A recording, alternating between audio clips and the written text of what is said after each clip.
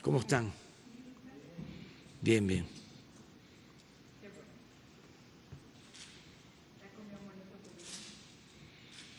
Ya hemos estado acá.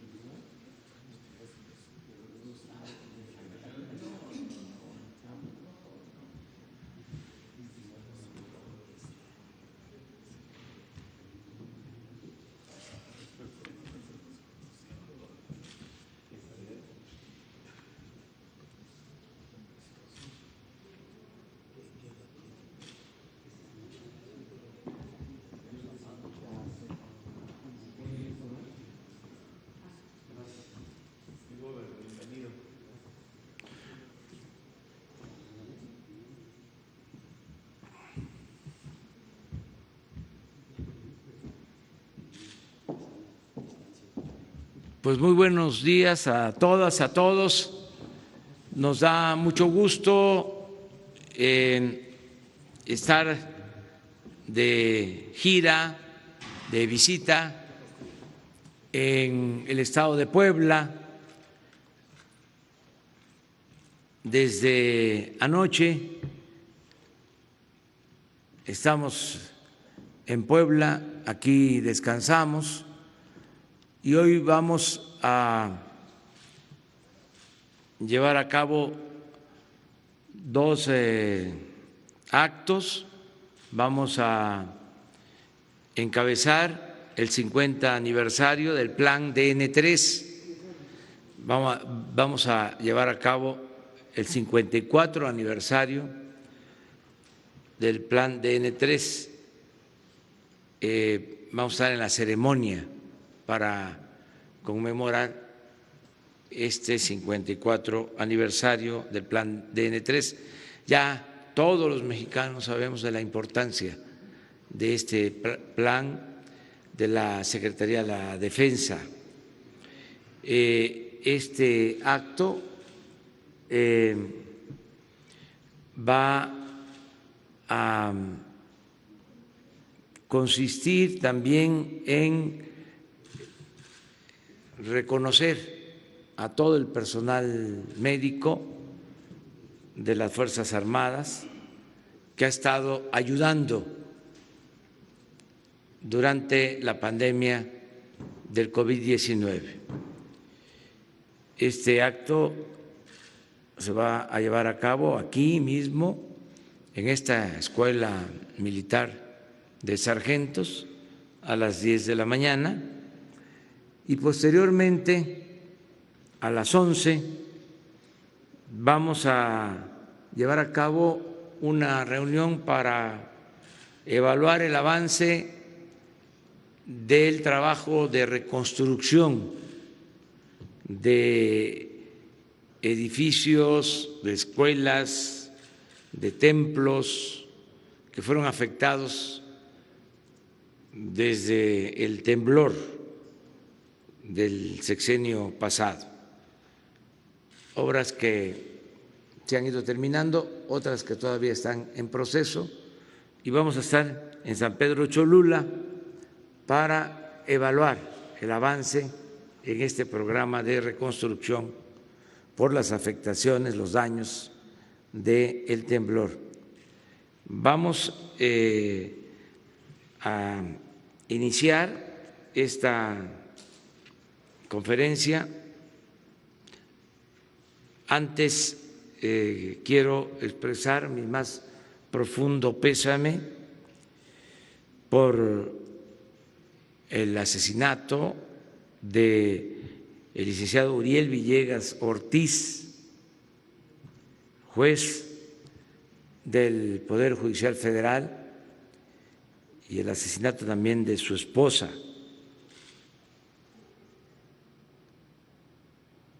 Desde luego es un crimen atroz, condenable, y ya estamos trabajando de manera conjunta el Poder Judicial, la Fiscalía de la República y el Poder Ejecutivo para castigar a los responsables. Ya se está actuando y nuestro más sentido pésame, repito, por este abominable crimen. Vamos a seguir enfrentando a la delincuencia y lo vamos a seguir haciendo de manera conjunta, apoyándonos mutuamente, la Fiscalía, el Poder Judicial y el Poder Ejecutivo. Son buenas las relaciones entre los poderes y la Fiscalía y cerramos filas para que estos crímenes no se repitan, que nunca más se den estos hechos violentos. Vamos a estarles informando, tanto la Fiscalía, que ya atrajo el caso, la investigación, la Fiscalía General, como nosotros, sobre el avance en las investigaciones. Comenzamos dándole la palabra al ciudadano gobernador de Puebla, Miguel Barbosa, con el que hemos trabajado de manera coordinada. Luego va a intervenir el general secretario Luis Crescencio Sandoval para informarles sobre la situación de seguridad en Puebla y también sobre lo que está haciendo la Secretaría de la Defensa en apoyo a la campaña contra la pandemia del COVID-19. ¿Cómo nos está ayudando la Secretaría de la Defensa, la Secretaría de Marina, los dos planes, el plan DN3 y el plan Marina, en la rehabilitación de hospitales, en instalar equipos, en tener médicos, enfermeras, especialistas, todo lo que se ha hecho con el apoyo de las Fuerzas Armadas en materia de salud. También se va a informar. Y le dejamos la palabra, ciudadano gobernador. Gracias, presidente. Gracias, presidente López Obrador. Bienvenidos, señores del gabinete, señora secretaria. Bienvenidos, señores de la Fuente, que acompañan al primer mandatario en su gira y que cubren esta, desde luego ya tradicional conferencia mañanera del Poder Ejecutivo de la Nación. Decirles que en Puebla el tema de seguridad pública es un tema que lo hemos asumido como prioritario a partir de que encabezamos este gobierno en el mes de agosto del 2019. La cúspide de la comisión de delitos en nuestro estado se dio entre enero y julio de 2019, y a partir de agosto de 2019, cada mes hemos ido disminuyendo la comisión de delitos, el índice delictivo. Sin embargo, la percepción de inseguridad permanecía muy alta. Fue calificada la ciudad de Puebla como la ciudad más insegura en cuanto a percepción por parte de la población. Pasó un hecho abominable en el mes de marzo, cuando 4 jóvenes, 3 estudiantes de medicina, dos colombianos, un poblano y un conductor de Uber, fueron abominablemente asesinados, cruelmente asesinados, y eso se sumaba a una serie de homicidios que ocurrían sobre todo en la zona conurbada de nuestro estado. Pudimos enfrentar esa situación complicada de protestas, por cierto, protestas ejemplares, protestas todas muy pacíficas, limpias, y lo hicimos con diálogo y encontramos formas de solución que abrieron una ruta de entendimiento y de soluciones compartidas. Pero tomamos decisiones en la reestructuración de nuestro sistema de seguridad pública, y a partir de ese momento, establecimos un combate a la delincuencia frontal que se ha traducido de marzo a este momento en más de 1,000 detenidos, en la disolución de más de 62 bandas en todo el estado. Y hoy, señor presidente, señores medios de información, señoras, no hay crímenes cruentos en Puebla. ¿Sigue habiendo delincuencia? Sí. Hoy tenemos una disminución de los 17 figuras delictivas que el sistema de seguridad pública le da seguimiento, porque son delitos de alto impacto. Por lo menos en 13 tenemos una baja muy importante, muy importante. 4 son los que mantienen un relativo crecimiento, que es la extorsión.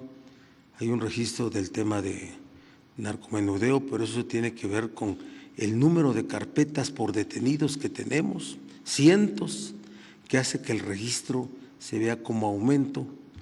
El tema de feminicidios, pero quiero decirles que no hay impunidad en Puebla. Cada hecho de feminicidio tiene a un feminicida o en la cárcel o perseguido. No hay impunidad. Y tiene que ver con asuntos, sí, de cultura, sí, de una desigualdad estructural, sí, de muchas cosas. El tema de la inseguridad es un asunto que le va a ocupar su tiempo a este gobierno y a los gobiernos que sigan.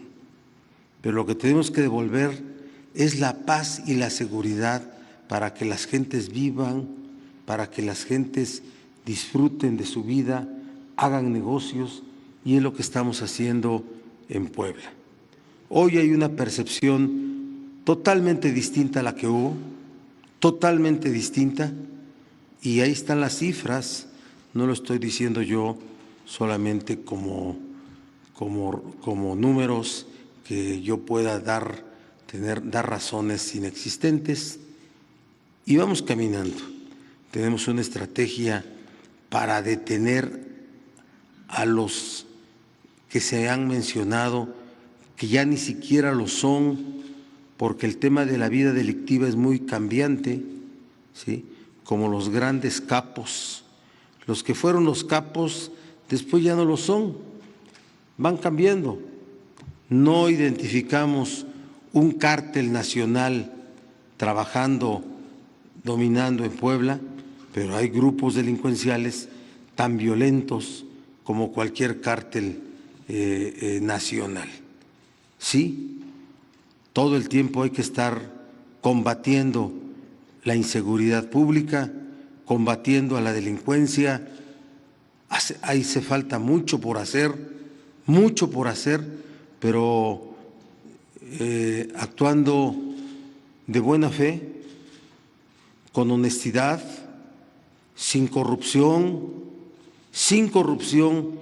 y con mucha firmeza, vamos a ir dando pasos muy firmes y con muchos logros. No llego todavía al año de ser gobernador y me siento satisfecho por los logros obtenidos en el plano de la seguridad pública y desde luego en el combate a la corrupción. Desde luego que sí.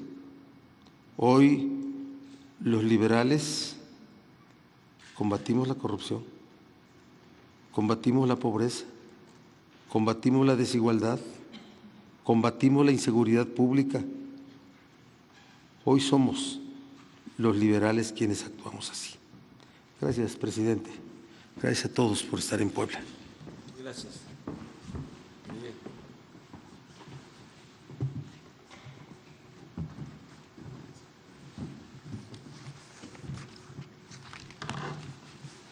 Con su permiso, señor presidente. Por favor, las gráficas.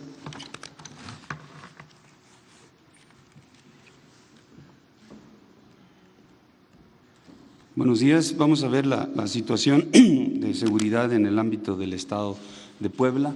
La que sigue, por favor. Aquí tenemos en la parte de geografía, bueno, son 217 municipios. De estos 217, 9 tienen la mayor cantidad de habitantes. Aquí ustedes los pueden observar: Puebla, Tehuacán, San Martín, San Andrés Cholula, Atlisco, San Pedro Cholula, Mozoc, Cuautlancingo y Huauchinango. De estos 9, en 7 de ellos son también donde se concentran las actividades delictivas, donde se han detectado diferentes delitos. En 2 de ellos no, en lo que es San Andrés Cholula y San Pedro Cholula no tienen esta problemática. Vamos a ver la incidencia delictiva. Adelante. Aquí están los delitos en los que se hace la evaluación. Ustedes pueden observar que hay delitos a la baja: robo a casa habitación, extorsión, violación, robo de vehículos, robo de transporte, y delitos a la alta. Ahorita vamos a ver cada uno de ellos, porque a pesar de que estén registrados como que están a la alta, esto es porque la tendencia era a la baja y han tenido un muy ligero incremento, pero de todos modos se registra en el sistema del Secretariado Ejecutivo de Seguridad Pública este incremento. La que sigue, por favor. En secuestros, que lo marca como incrementos, ustedes pueden observar aquí que en el 2019 tenían un elevado número de secuestros, fue bajando, mantuvieron entre 1 y llegando al mes de marzo en 0. En abril se subió a 2. Entonces de ahí que se da ese registro, pero en realidad han hecho un esfuerzo importante para eliminar este delito, y aquí lo podemos ver en el acumulado anual, como en el 2019 se tenían 70 y en lo que va del año únicamente 4. La que sigue, por favor. En homicidios dolosos sucede lo mismo, llevaba un incremento, logran empezar a reducir este delito, y en marzo y abril tiene un repunte, pero aquí en el acumulado 2019 con 1,108 homicidios, y en lo que va del año 319 únicamente. Robo a transportistas, sucede la misma situación, es una baja constante y un incremento de aquí que se ve en los últimos meses, y en los acumulados se puede observar 2,127 en el 2019 y 360 nada más en lo que va del año. En narcomenudeo también un trabajo importante se ha mantenido, y en el último mes un ligero incremento. La que sigue, por favor. Homicidios dolosos por entidad federativa en la presente administración y hasta el mes de abril, el Estado ocupa el 11 lugar con 1.513 homicidios, la media es 1.301. La que sigue, tomando en cuenta estos homicidios dolosos por cada 100.000 habitantes, en el mismo periodo tiene el 17 lugar por debajo de la media con 24.53 y la media es 37.24. Aquí tenemos otra gráfica en la que marca ya la totalidad de delitos de enero a abril, y aquí está ocupando el 22 lugar el Estado, que tiene una incidencia delictiva baja. La que sigue, aquí es también nada más el de abril, el del mes de abril, que en el mes de abril tiene el 20 lugar, también bajo la condición de la reunión de todos los delitos en el Estado. La siguiente, la incidencia delictiva está centrada, o aquí en la gráfica tenemos 20 municipios y son 6 los que se concentran la delincuencia. En estos 3 primeros hay diferentes clases de delitos, y en lo que es Tecamachalco, Coatlatzingo y Amozoc se incrementa el robo de vehículos. Identificamos geográficamente que los delitos se dan en la parte central del Estado y en la parte norte, que están vinculados también estas dos áreas con las áreas donde van los ductos de Pemex, tanto de hidrocarburos como de combustible y de gas, que también ahí hay una presencia delincuencial. Las fuerzas de seguridad del Estado, para poder atender la problemática, aquí las tenemos 11.261 elementos entre policía estatal y municipal, que si lo comparamos con el promedio de la ONU, tienen un déficit, pero hay una parte importante que se realiza aquí en el Estado. Se ubica como la parte de la capital con mayor número de delitos, y ahí tienen concentrado a la Policía Estatal para poder atender esta situación, y la cual ha sido muy exitoso. Para coadyuvar en estas actividades, las fuerzas de seguridad del Estado trabajan en 7 coordinaciones regionales en las que se divide el Estado. Estas coordinaciones son los de la Guardia Nacional, y ahí trabajamos de manera conjunta. Aquí en el despliegue operativo, la Secretaría de la Defensa tiene 4.344 elementos, de los cuales 791 son operativos, SEMAR 28, aquí tiene tecnología importante, tiene drones para poder hacer el cubrimiento de diferentes áreas. La Guardia Nacional con 2.902 elementos hacen un total de 7.256 hombres, que sumados a la Policía Estatal y a la Policía Municipal dan un gran total de 18.545 elementos, y de estos 14.992 operativos realizando actividades directamente en las áreas donde se presentan los delitos. Los aseguramientos que se han tenido en la administración van centrados principalmente en el robo de los combustibles. Aquí tenemos asegurados 2.629 tomas clandestinas, casi 1,5 millones de litros de combustible, 774.392 litros de gas, 848 vehículos que están relacionados con el robo de hidrocarburos, 54 inmuebles también vinculados a esta actividad delincuencial, y 676 detenidos. Es una cantidad importante de elementos detenidos. En el robo de hidrocarburos, en la parte central corre el ducto de Minatitlán, México. Está inactivo por la gran cantidad de robos que tenían, y también corre el de gas, el Cactus Guadalajara. Y en la parte norte están 2 ductos, el de Tuxpan-Tula y el Tuxpan-Azcapotzalco. En esos dos que abarcan 25 municipios es donde se han identificado las tomas clandestinas. Y en 5 de ellos, los 5 primeros, son donde se concentran la mayor cantidad. Los aseguramientos, que ya los cité, son los que aquí se ven en la lámina: 848 vehículos, casi 1,5 millones de litros de combustible, 774,000 litros de gas, los predios y las personas aseguradas vinculadas a esos delitos. Para la atención de la emergencia sanitaria, se tienen en el Estado 25 instalaciones de salud. Son 5 del IMSS, 1 del IMSS Bienestar, 4 del ISSSTE, 4 de SEDENA y 11 del Estado.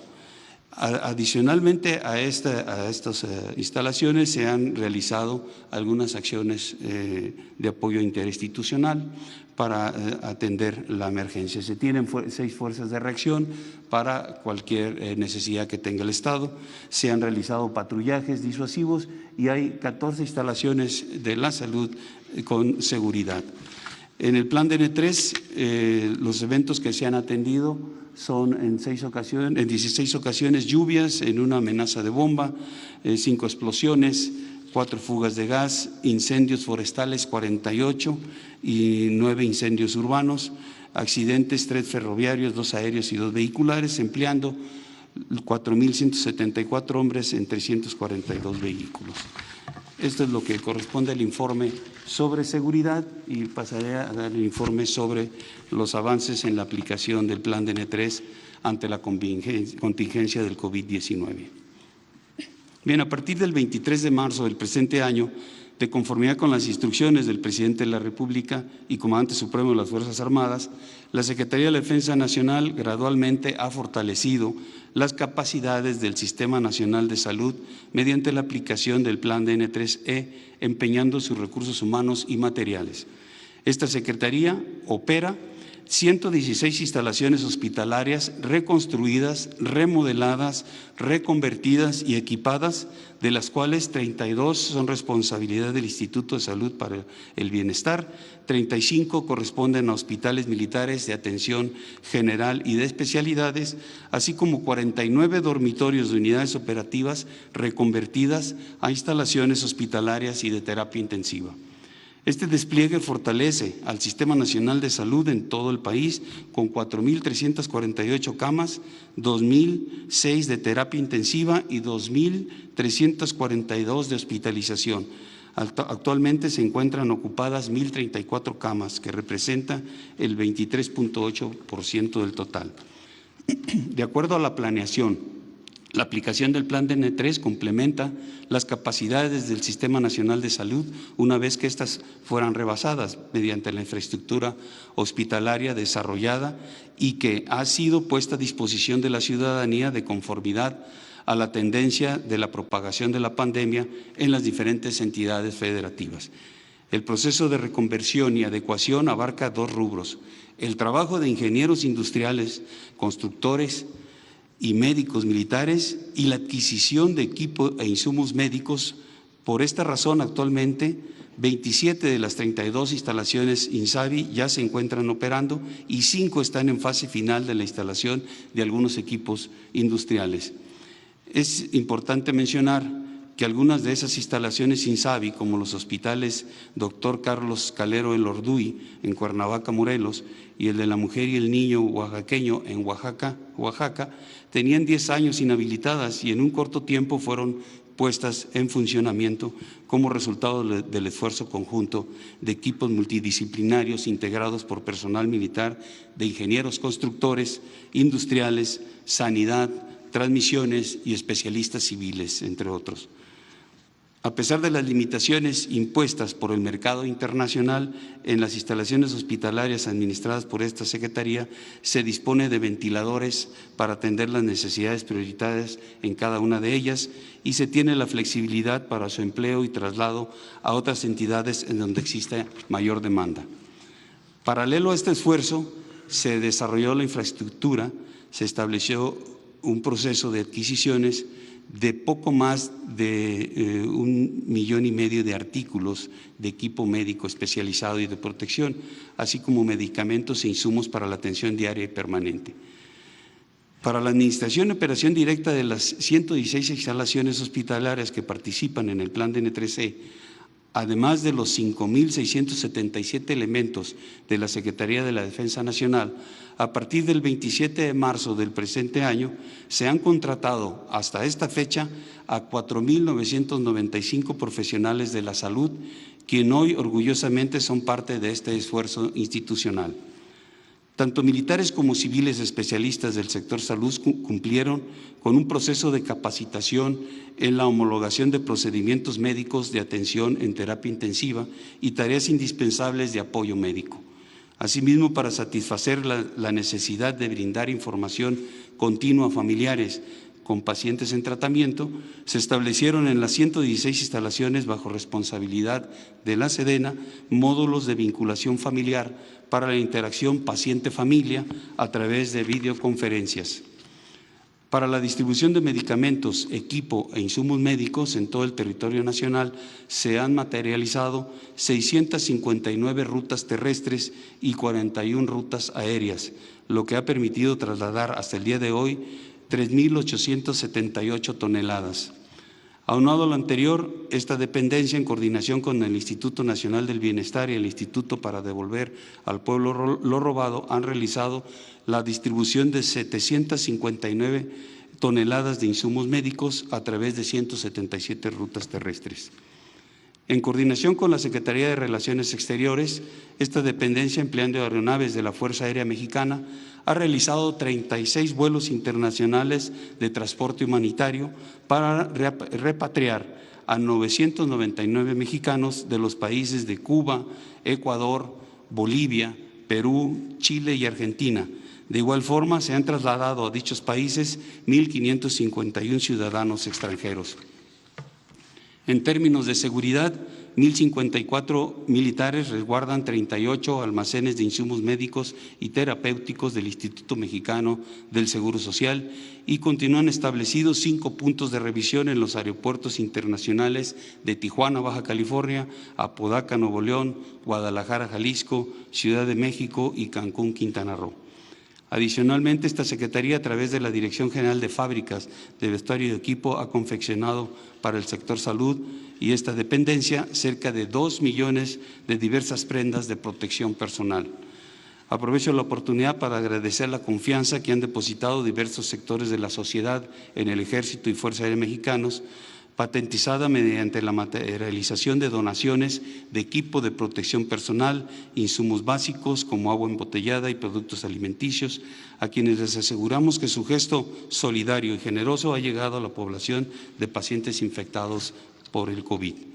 Es así como la Secretaría de la Defensa Nacional cumple la encomienda del señor Presidente de la República de aplicar el Plan DN3 para sumarse al esfuerzo del Gobierno de México con el fin de atender las necesidades de la población generadas por la pandemia COVID-19, deseando que nuestro país pronto regrese a la normalidad.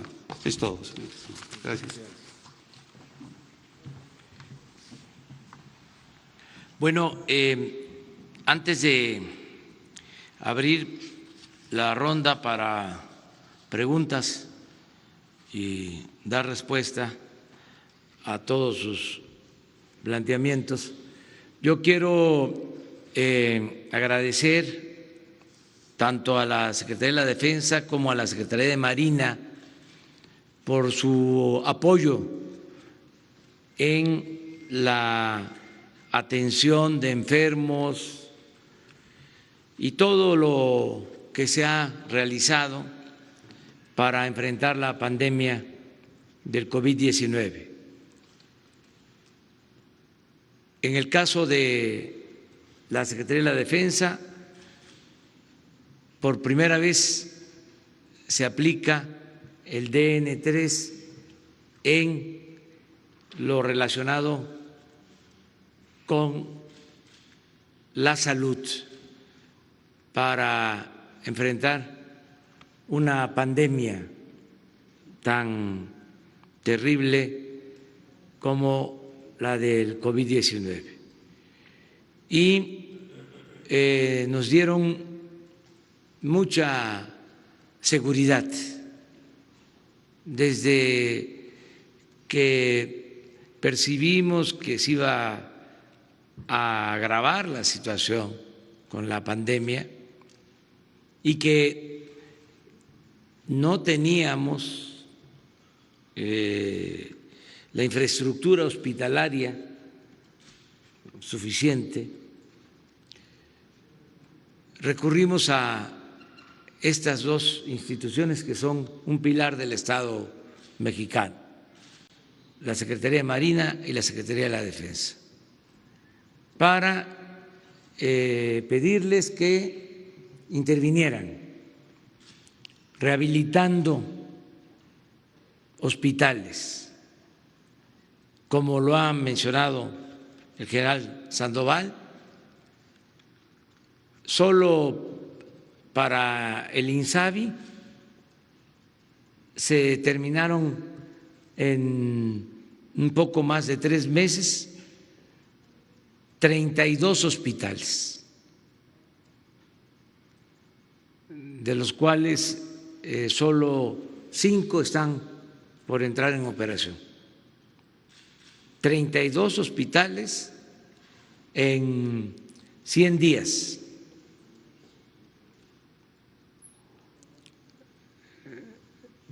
Esto por el trabajo de los ingenieros militares. Rehabilitaron estos hospitales.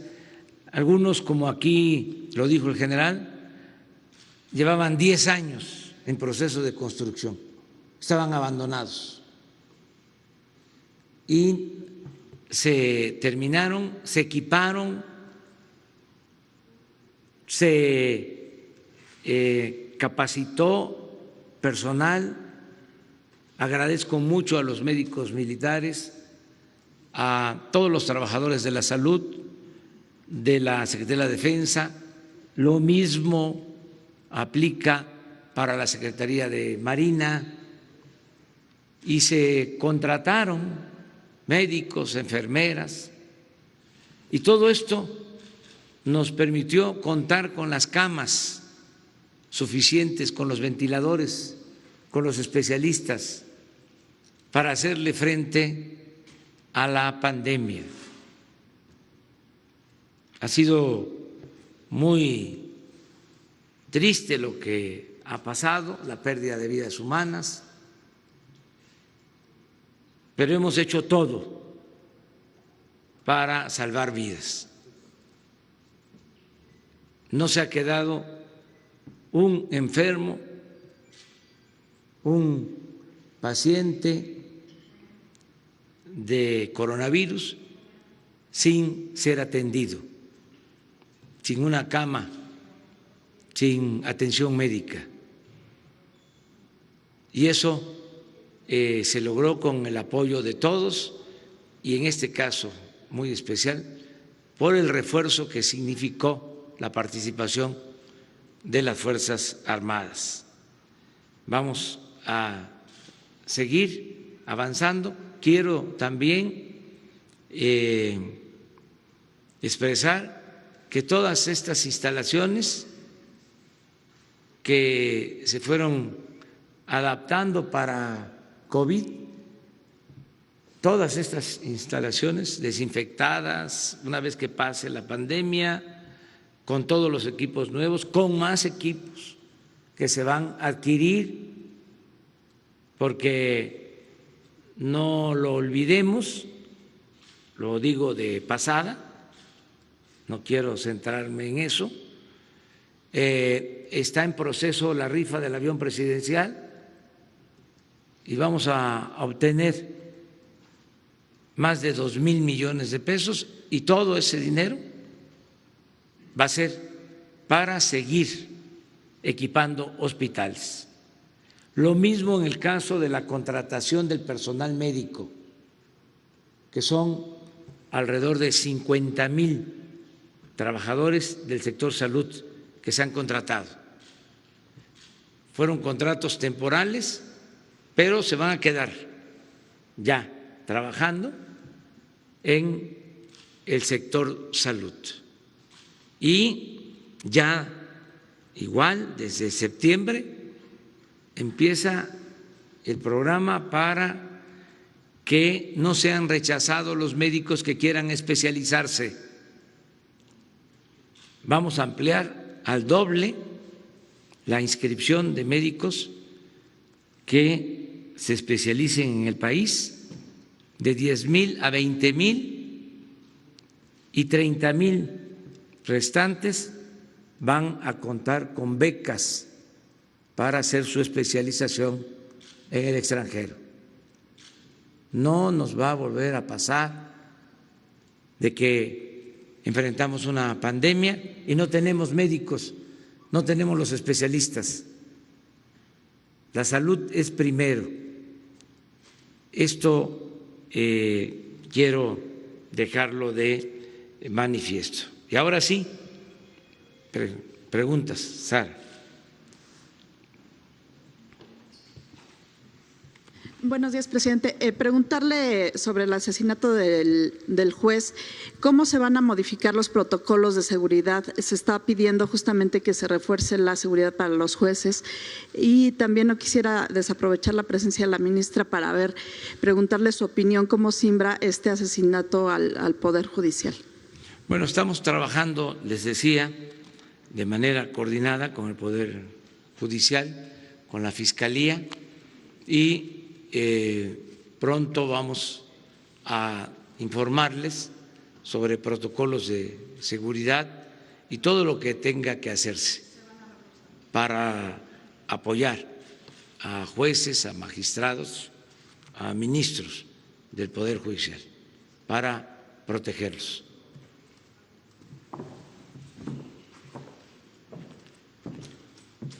Muy buenos días a todas, a todos ustedes.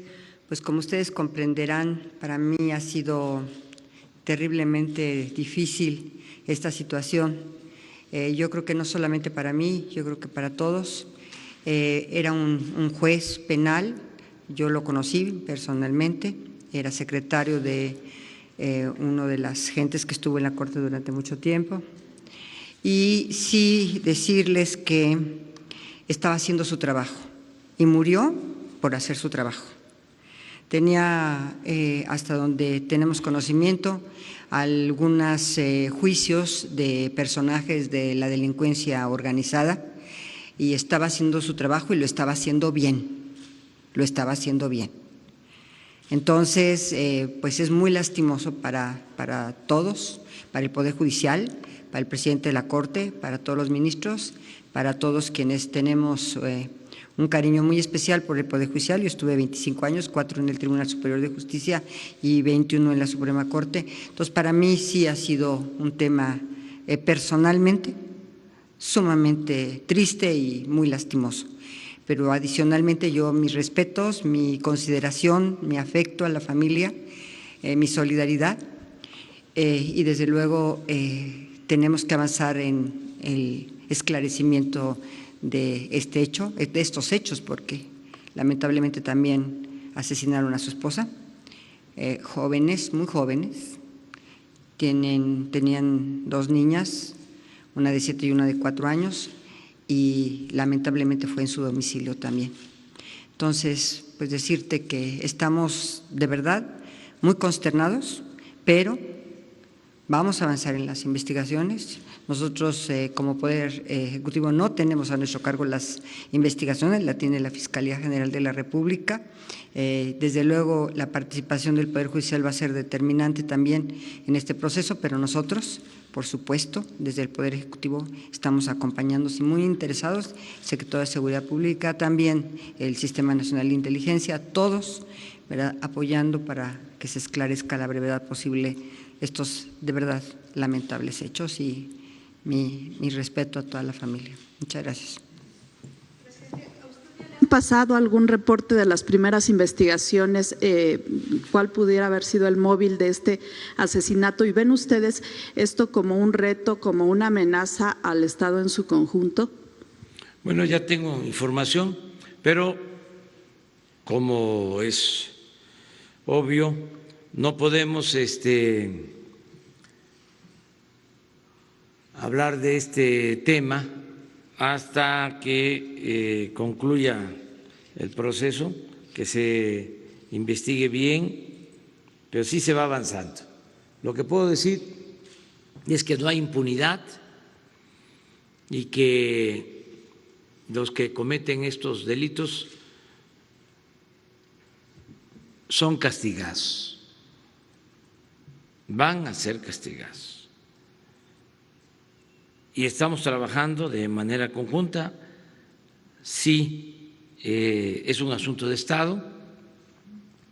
Por lo mismo, interviene la Fiscalía y estamos trabajando también de común acuerdo con el Poder Judicial.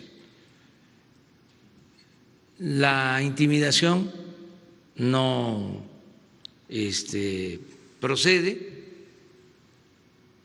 porque nosotros tenemos como encomienda, mandato, el garantizar la paz y la tranquilidad en el país. Y no vamos nosotros a ceder ante ninguna amenaza, ninguna intimidación. Nada nos va a detener para limpiar de corrupción el país, que haya justicia y se garantice la paz. Ese es el propósito. Estamos trabajando de manera coordinada. Hoy hablábamos de eso. Antes, cada institución actuaba por su cuenta. El Ejército hacía lo que consideraba, la Marina igual, la Secretaría de Seguridad Pública, los gobiernos estatales, los gobiernos municipales, la antigua Procuraduría, ahora Fiscalía. Ahora no es así. Hay, entre otros, elementos buenos, favorables, ventajas, el que estamos trabajando de manera coordinada. Todos los días nos reunimos. Nunca se había visto eso, de que todos los días de 6 a 7 de la mañana, reunión de gabinete de seguridad.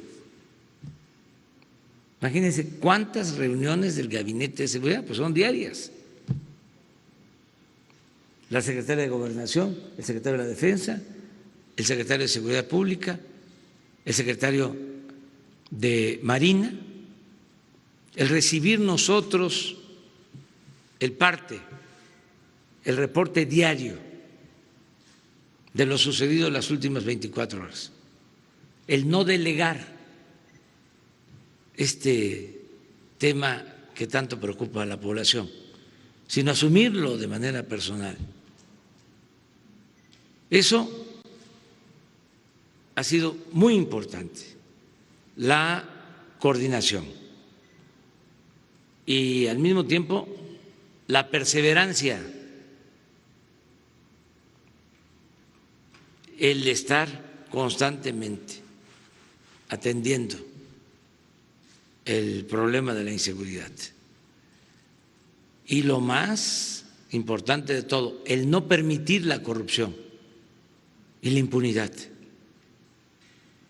el que no haya contubernio entre delincuencia y autoridades, como era antes,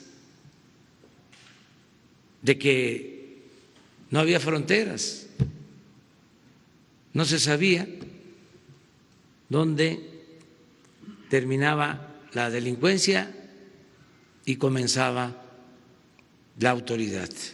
Ahora hay una línea bien definida.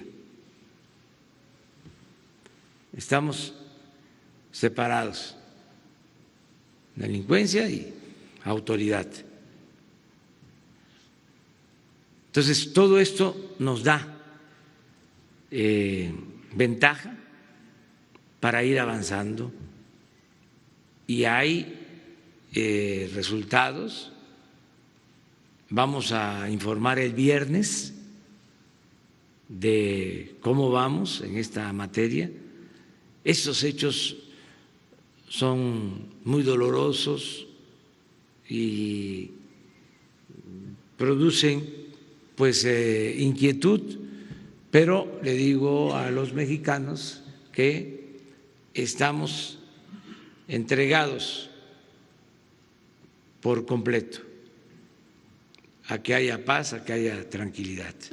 Y cuento con el apoyo de un gran equipo que me está respaldando para ese propósito. Les decía, el viernes, como lo hacemos cada mes, se va a informar sobre la incidencia delictiva nacional, cómo vamos en el país. Y sobre dos temas de política exterior, preguntarle, esta queja que puso esta Asociación de Cámaras Empresariales Petroleras de Estados Unidos por el tema de energético para defensa de estas empresas, ¿no impacta en la entrada en vigor del TEMEC, que va a ser el 1 de julio? No, ellos acusan que hay una discriminación para estas empresas extranjeras en el tema energético. Y si ya se descartaría su salida a Washington a estas alturas de… Bueno, lo de estas empresas, pues yo no conozco la verdad que exista esta denuncia. Es una nota periodística, creo que de un periódico extranjero, porque sí, algunas empresas del sector eléctrico están inconformes debido a que se está poniendo orden, ya no se les permite hacer y deshacer. Ya hemos hablado de que abusaban, de vendían la energía eléctrica muy cara a la Comisión Federal de Electricidad. Se les tenía que dar hasta subsidios y todos esos contratos los obtuvieron mediante el influyentismo, sobre todo las empresas extranjeras y en particular, y esto no tiene nada que ver con el pueblo español,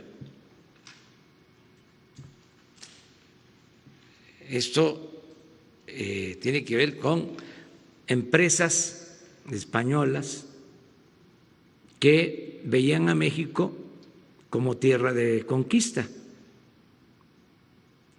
y abusaron. Entonces estamos poniendo orden porque tenemos el compromiso de no aumentar el precio de la luz. Antes, por esos abusos, el que pagaba los platos rotos era el pueblo de México, porque constantemente aumentaban el precio de la luz, como aumentaban el precio de las gasolinas. Les iba muy bien a los empresarios, sobre todo a los extranjeros, pero le iba muy mal al pueblo de México. Entonces, como ahora se están revisando normas, se van a revisar esos contratos leoninos, entonces hay una campaña en contra de nuestro gobierno por las propias empresas. Es muy claro que el periódico El País de España está defendiendo a las empresas españolas, pero pueden estarnos cuestionando un día sí y el otro también, y no vamos nosotros a seguir permitiendo el robo, el saqueo. Entonces es lo mismo el caso de estas empresas estadounidenses, que no está muy claro, porque las que tienen el monopolio en la industria eléctrica son las empresas españolas. Hay una sola empresa, Iberdrola, que tiene 20 plantas de generación de energía eléctrica. Todavía el año pasado, un hijo de Claudio X González le vendió una planta en donde él era socio a Iberdrola. Entonces están trabajando de manera conjunta y hay toda una campaña en medios de comunicación en contra de nosotros. Yo pues lamento que esto pase, pero no vamos a dar ni un paso atrás porque está de por medio el interés general. Yo no voy a incumplir mi compromiso de que se mantenga el precio de la luz, que no aumente durante todo el sexenio, no va a aumentar. Incluso ahora con la pandemia se redujo porque ya no había límites en el consumo. En tiempos normales, si se consumía más energía, ¿sí?, se pasaba a otra tarifa. Entonces, ahora, por la pandemia, aunque se consuma más, ya no se pasa a una tarifa donde se tiene que pagar más por la luz. Todo esto lo hemos hecho por no permitir la corrupción. Esta empresa, lo voy a seguir diciendo, y ofrezco disculpa, porque fue un abuso, es una vergüenza. Iberdrola se llevó a trabajar a su corporativo a la secretaria de Energía del Gobierno Federal, la que fue secretaria de Energía, creo que con Vicente Fox, no sé si con Fox o con Calderón. Y terminando Calderón, se fue también a trabajar a Iberdrola, consejero de Iberdrola, el presidente de México. Por eso están molestos, porque aquí hacían lo que querían. Calderón, además de Iberdrola, tenía a Repsol como empresa favorita, también española. Y el expresidente Peña Nieto a OHL, también española. Eso es lo que no le gusta al país. Pero aquí es otra cosa. Yo lamento lo que está pasando en España, que no se informa, no se dice nada.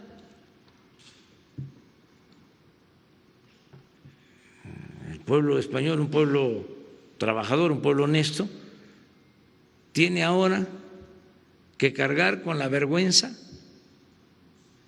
de que aún por instrucciones, por órdenes, por recomendación de un juez, debía ser investigado el rey, el que abdicó al mando de a la corona. Y en un tribunal especial se le exonera. Entonces, no hay justicia para todos.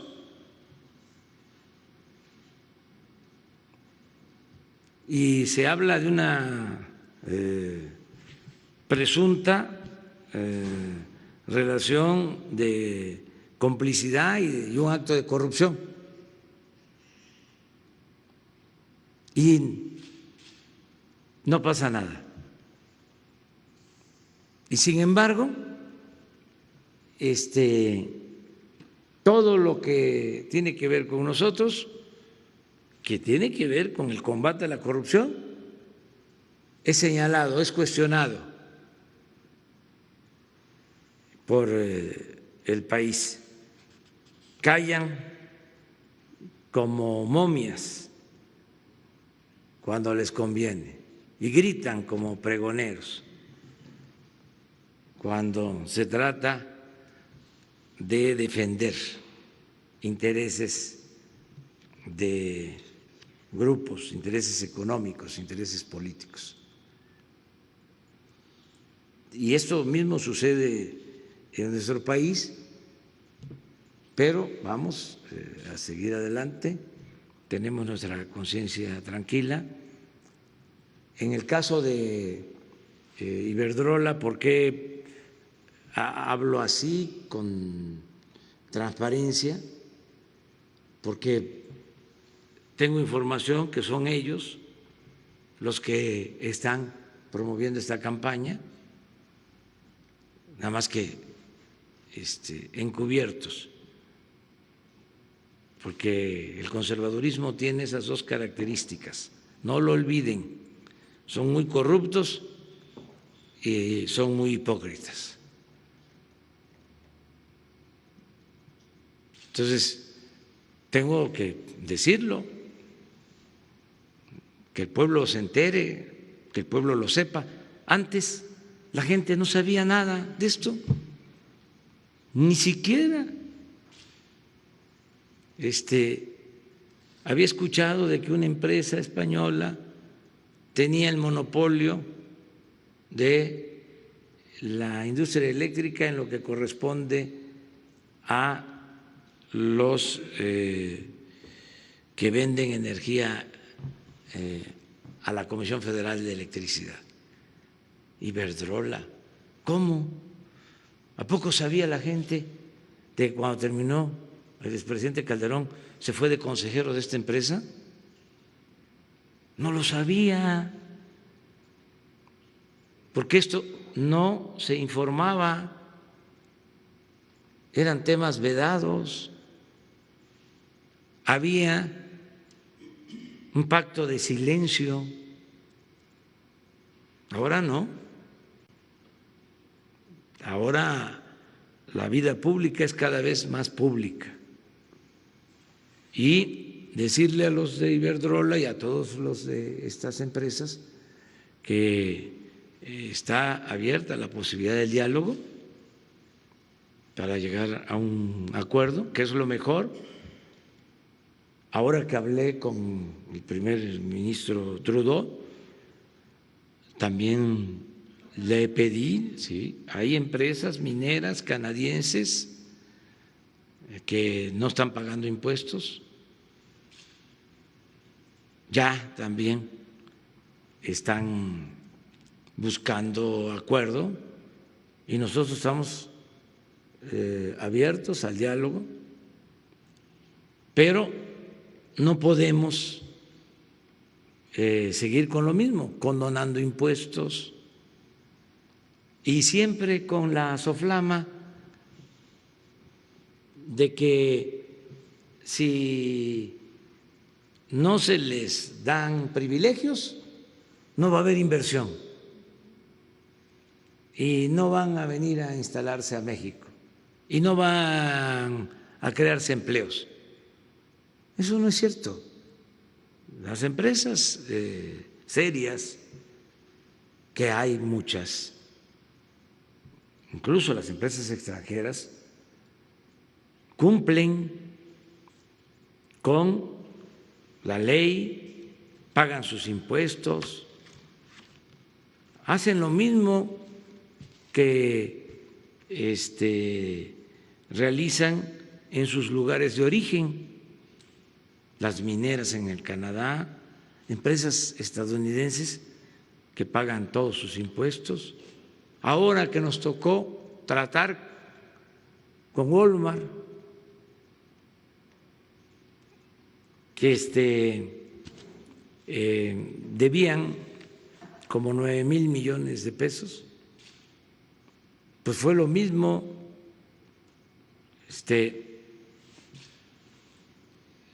Actúen como lo hacen en Estados Unidos, como lo hacen en otras partes, y ellos lo entendieron y nos pagaron, y así fue IBM, y así es el caso de Toyota, y así es el caso de FEMSA.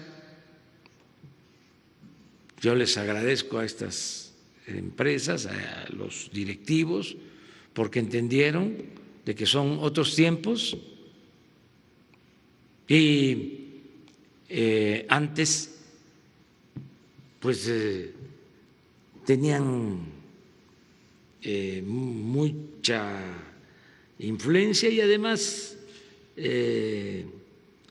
se sentían muy protegidos, muy fuertes por los abogados, en este caso los fiscalistas, despachos que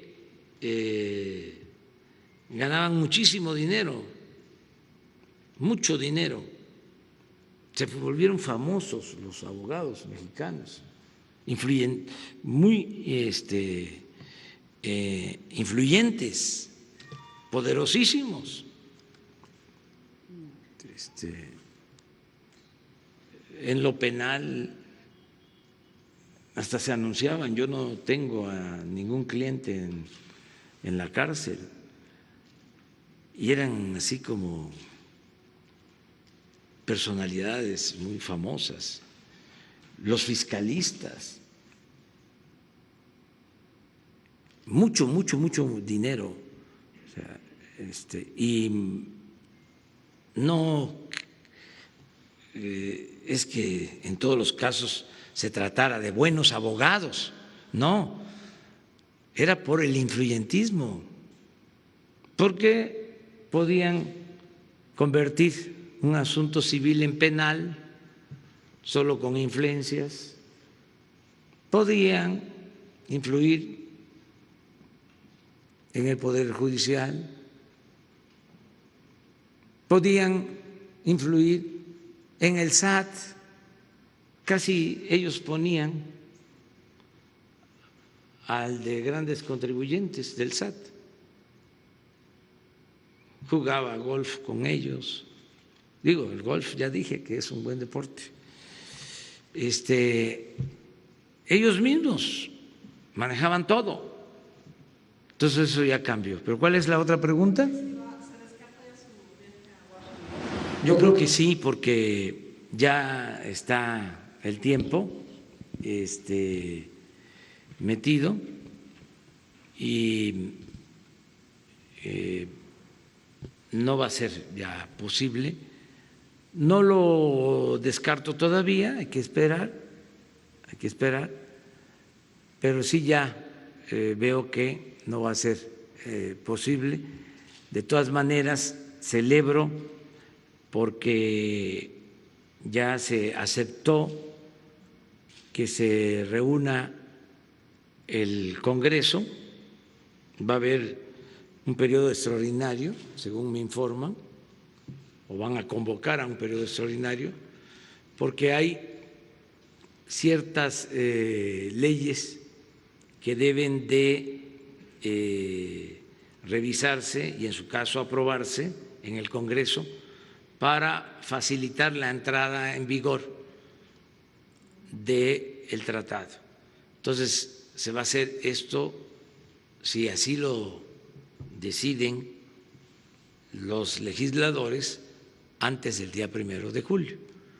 No son leyes que puedan detener la entrada en vigor del tratado, pero sí están relacionadas y queremos que no haya ningún obstáculo para que el día 1 de julio entre en vigor el Tratado de Libre Comercio, que nos va a ayudar mucho. El gobernador de Jalisco dice que lo busca para regreso, pero usted no lo ha logrado, que si no lo va a regresar. Pues ya ve que ando en giras, ahora estoy por acá. No estoy en México. No es por otra cosa. El domingo dormimos en Jalapa ayer lunes en Tlaxcala. Y anoche aquí en Puebla. Y mañana tenemos que estar en Hidalgo y en Cuernavaca el viernes. Tenemos todo el tiempo ocupado. Además, para ser francos, para hablar con franqueza, yo quiero que se serenen las cosas y no quiero que haya espectáculo. Sí, que no haya espectáculo. Sí, que no, o sea, hay cosas muy importantes que atender. Lo de la pandemia, todo esto que tiene que ver con la seguridad, como para estar dando nota, como dicen ustedes, sobre diferencias que tenemos, claro que las tenemos, ¿sí? Pero al mismo tiempo pues tenemos que buscar la manera de actuar en forma institucional. De mi parte siempre ha sido así, por eso me extrañó la falta de respeto de decir que nosotros estábamos interviniendo en Jalisco, que desde los sótanos del poder de la Ciudad de México se estaba auspiciando, ¿no?, la inconformidad en Jalisco. Los sótanos del poder, ya lo dije, de la Ciudad de México, pues estaban en gobernación y ya ahora ya no hay sótanos del poder. Tendremos videoconferencia con todos mañana. Con todos los gobernadores, sí.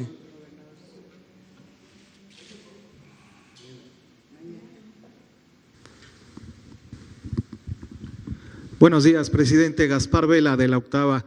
La CEPAL ayer pronosticó que a finales de este año habrá entre 18 y 21 millones de mexicanos en pobreza extrema a causa de la pandemia del coronavirus. ¿Cuál sería su postura, si está de acuerdo con esta estimación?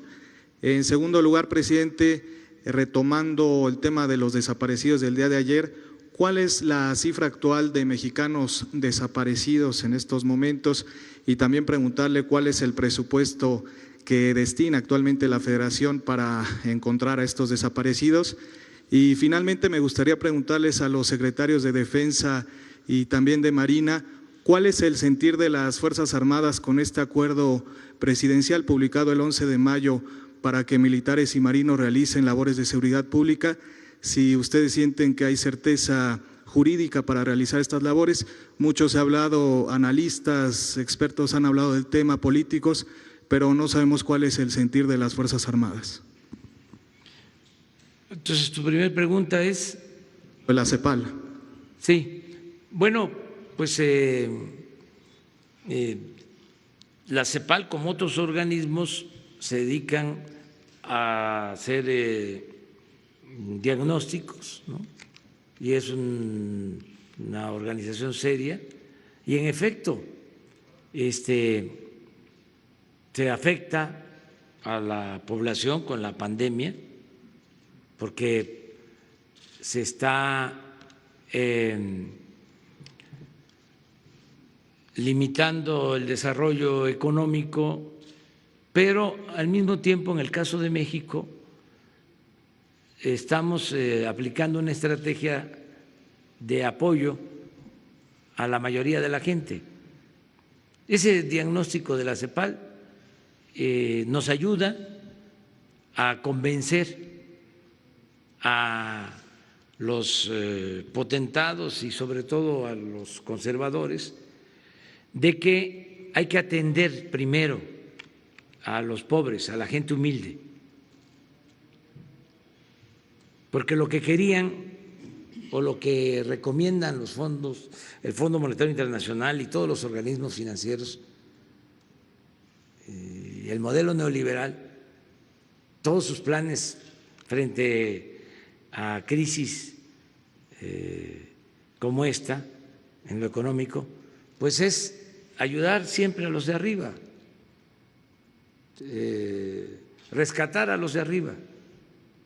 Entonces, nosotros nos hemos preocupado de atender a los de abajo antes que a nadie más, antes que a otros. Entonces, eso nos está ayudando mucho. Por eso vamos a seguir ayudando a la gente humilde, a la gente pobre. El lunes en la mañana ya vamos a dar a conocer cuántos nuevos créditos para los que se buscan la vida en el sector informal de la economía, tianguistas, taxistas, artesanos, aunque ya están siendo atendidos, incluso músicos, meseros, camareras, todos van a recibir apoyos. Ya se está haciendo esto, ¿no? Entonces, la CEPAL, al hacer este diagnóstico de que con el COVID puede crecer la pobreza, lo que está diciendo es hay que ayudar a los pobres. Es por el bien de todos, primero los pobres. Y eso es lo que estamos haciendo nosotros. Acerca de la atención a familiares de víctimas y todo lo que se está haciendo por esclarecer la situación de desaparecidos en México, pues esto lo lleva el subsecretario de Gobernación, Alejandro Encinas. Le voy a pedir que un día nos informe con datos, cifras, cuánto también es lo que se está destinando. Yo nada más di una instrucción al respecto, que para estos temas de derechos humanos no hay límite presupuestal. Es lo que se necesite. Es una prioridad.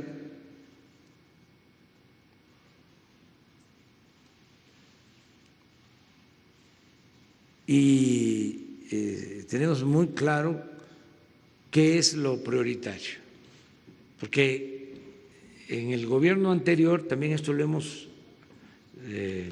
comentado, los gobiernos anteriores se dedicaron a crear comisiones. Ahora que hubo una polémica por un comentarista de redes sociales que fue invitado para un debate, ¿sí?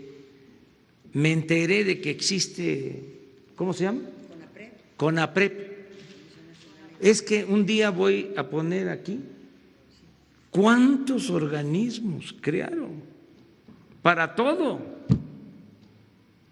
para la transparencia, y es cuando más robaron y más ocultaron todo. ¿Saben ustedes cuál fue la primera decisión del Instituto de la Transparencia cuando se creó? Allá como en el 2000, con el presidente Fox, reservar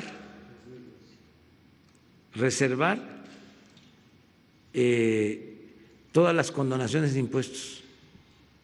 Pero fue la resolución del Instituto de la Transparencia, el primer acuerdo,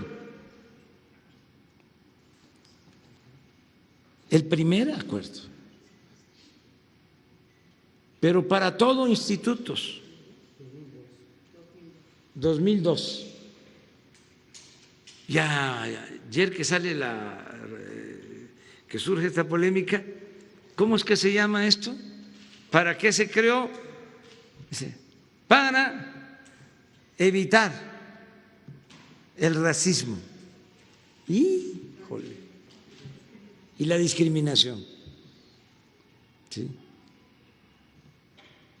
¿Cómo son los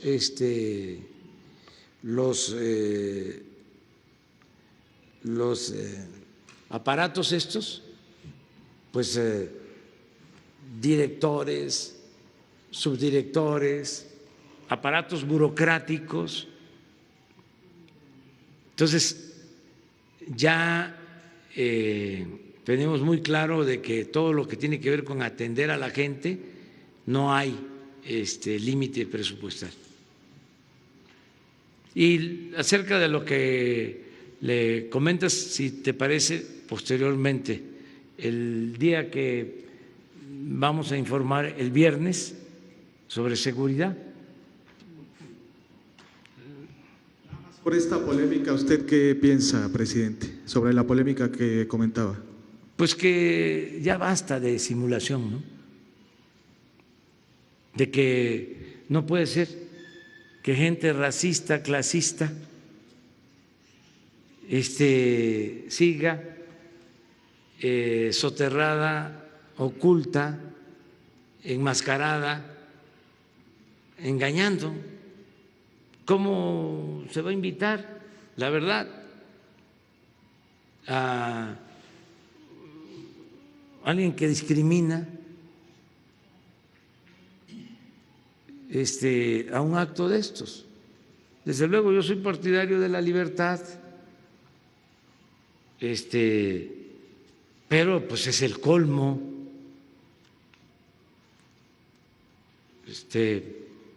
son pues personas caracterizadas por despreciar a otros, verdaderamente racistas, comentarios racistas, discriminatorios, demostrado, y ahora resulta que para un foro contra la discriminación se le invita. Es como si para un foro de derechos humanos se invita a un torturador.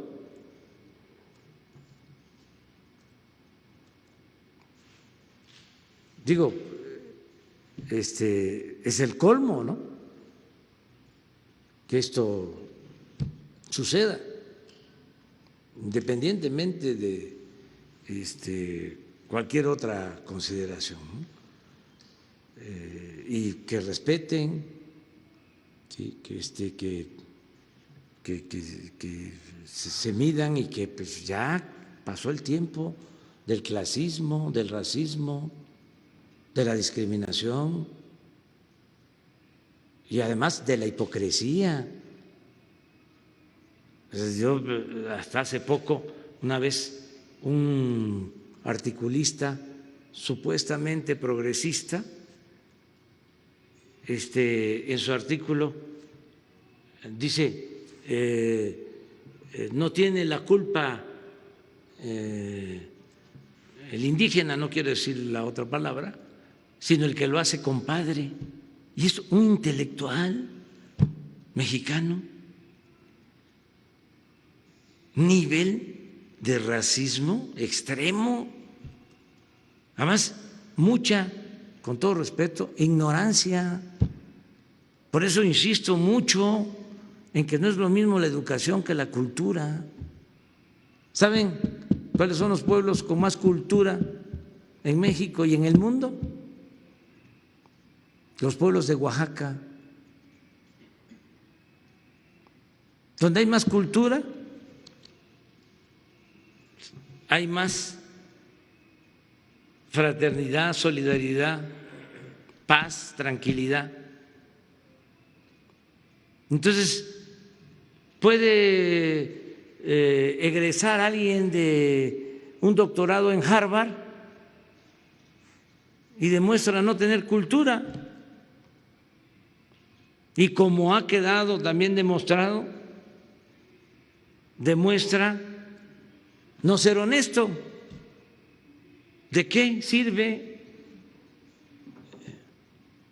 lo académico si no va acompañado de la cultura?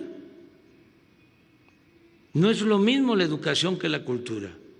La educación es lo que se adquiere, es lo que se aprende. La cultura viene de lejos, es lo que se hereda de generación en generación.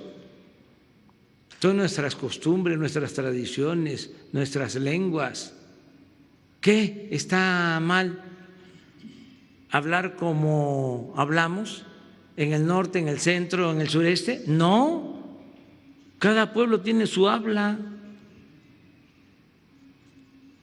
Y además el habla de los pueblos, el habla de la gente, tiene que ver con la cultura de cada región, porque México es un mosaico cultural.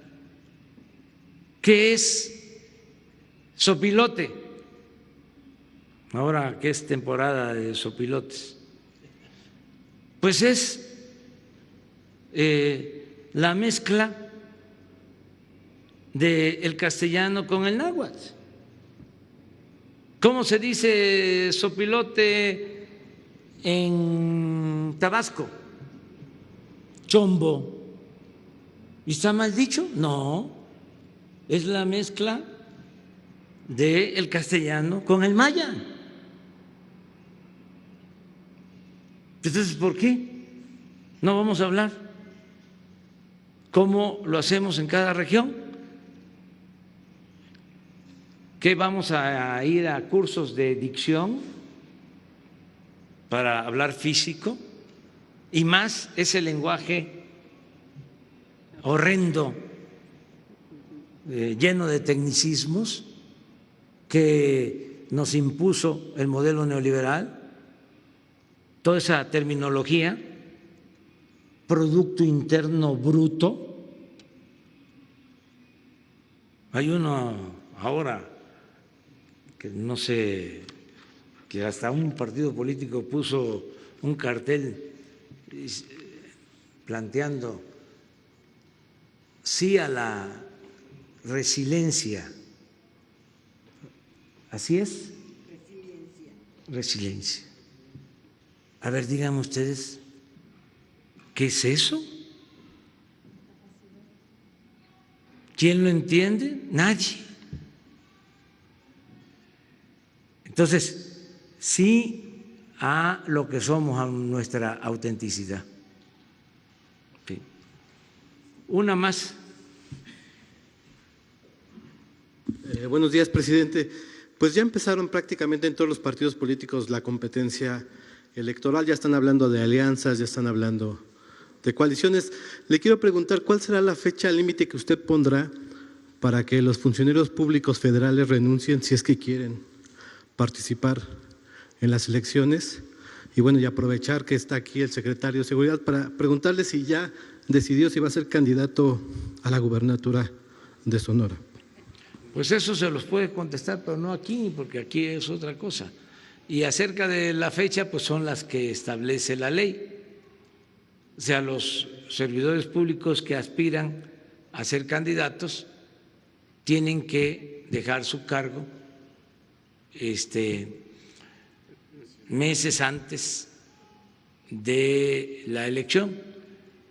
Por lo general, cada constitución estatal establece los términos. Hay casos en donde es 3 meses antes, otros 6 meses antes. Entonces, si van a participar servidores públicos como candidatos en las futuras elecciones, pues tienen que abandonar el cargo como lo establece la ley. Eso es lo que podemos decir. No, es la que ya está en la ley, para que actúen los que quieran hacerlo.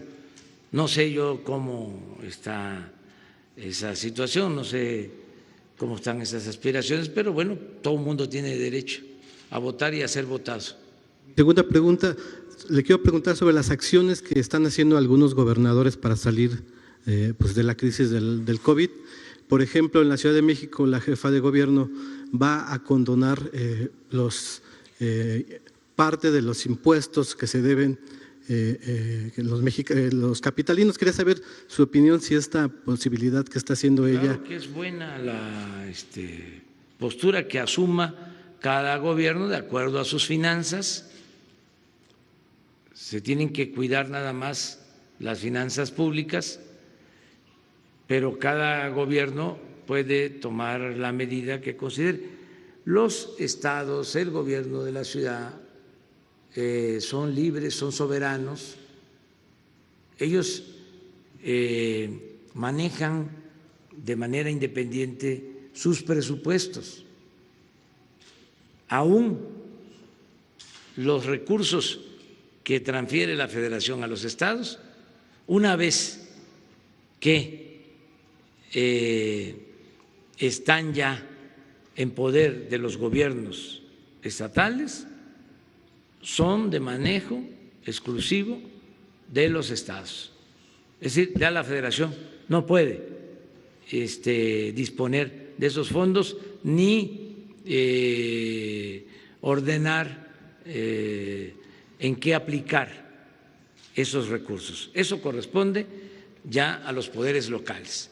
Para eso son los congresos de los estados, igual que en la Federación, que el Congreso tiene la facultad, la Cámara de Diputados, de aprobar el presupuesto, es lo mismo en los estados.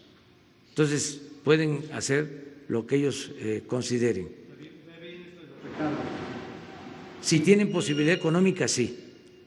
Sí. Lo que no veo bien es que se endeuden,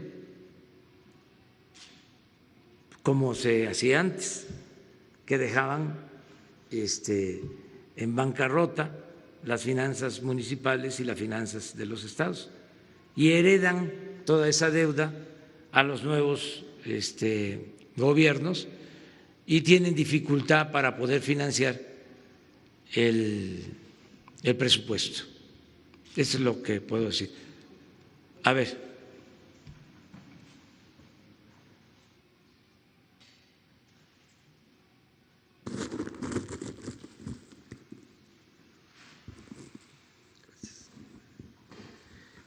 Buenos días, presidente. Hans Salazar, ZMG Noticias, Grupo Político y Zócalo Virtual.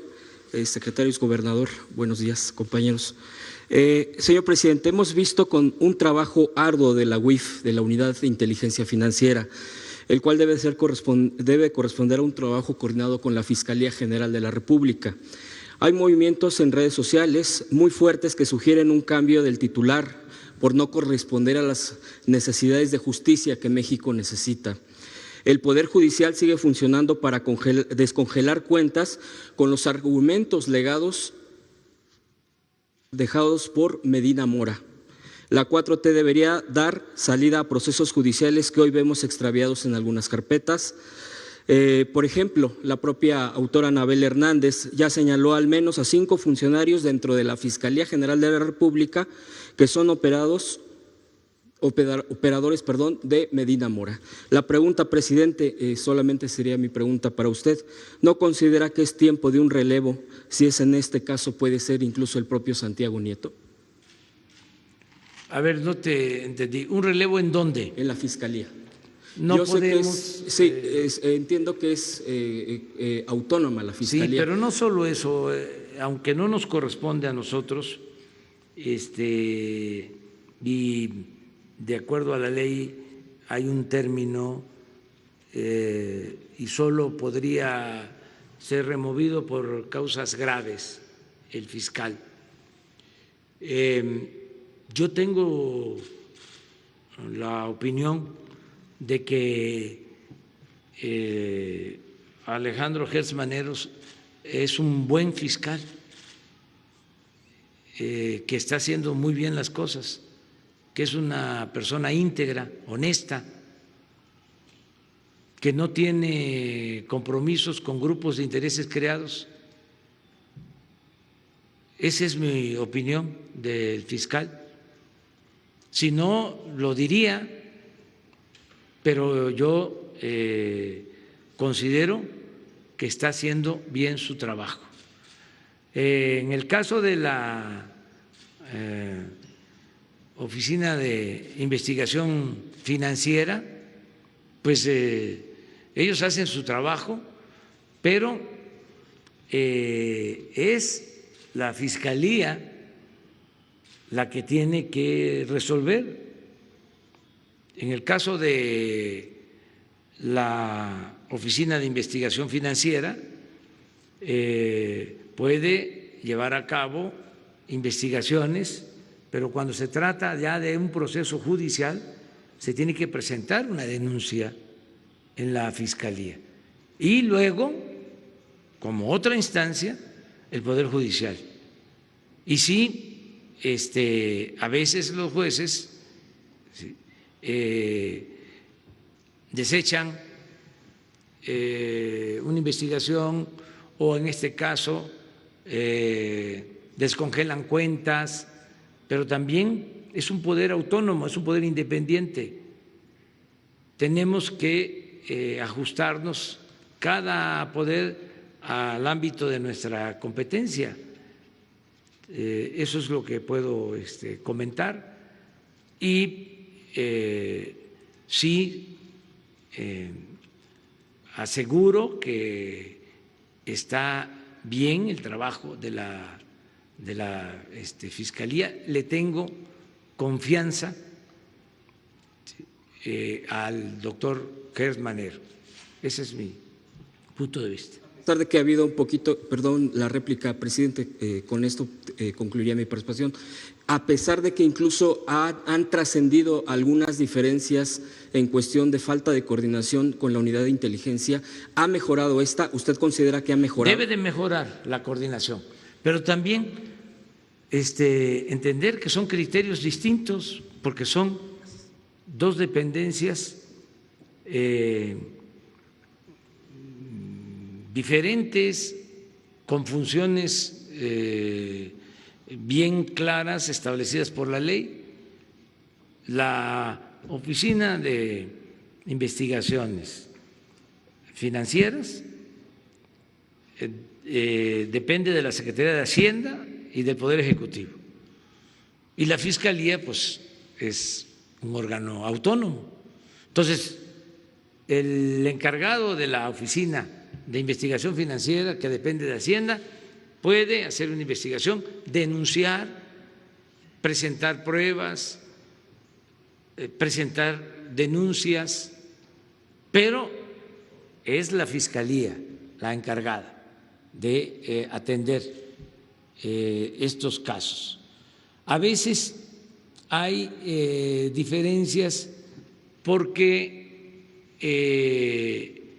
se tiene que cuidar lo que se llama el debido proceso, y antes de dar a conocer una presunta o un presunto delito,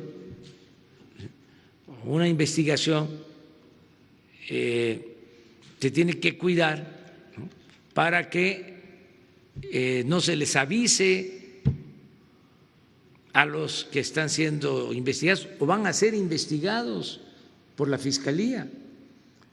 Entonces hay que buscar nada más que haya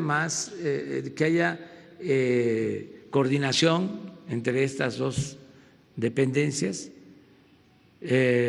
Santiago Nieto es un buen abogado, íntegro, también recto, y repito, Gers Manero de primera, ¿sí?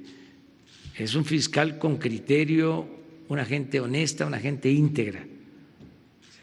Estoy yo muy satisfecho. Esas son de las cosas que me ayudan en mi trabajo como presidente. Imagínense tener un fiscal cómplice, un fiscal corrupto, de los que han habido, porque pues no estoy hablando al tanteo, de los que han estado ahí, ¿sí? Pues entonces sería pues un motivo de preocupación. Lo mismo en el caso del Poder Judicial. El presidente de la Corte es un agente honorable, un hombre íntegro. Eso me ayuda mucho, claro. Hay que limpiar todo el cuerpo de las instituciones, de arriba para abajo, barrer las instituciones como se barren las escaleras de arriba para abajo, pero hay que seguirlo haciendo y también separar los malos servidores públicos y no generalizar. Hay buenos servidores públicos. Hay buenos servidores públicos que son rectos, que son íntegros. Esos son los que hay que estar apoyando y dándoles reconocimiento. Muy bien, muchas gracias. Gracias.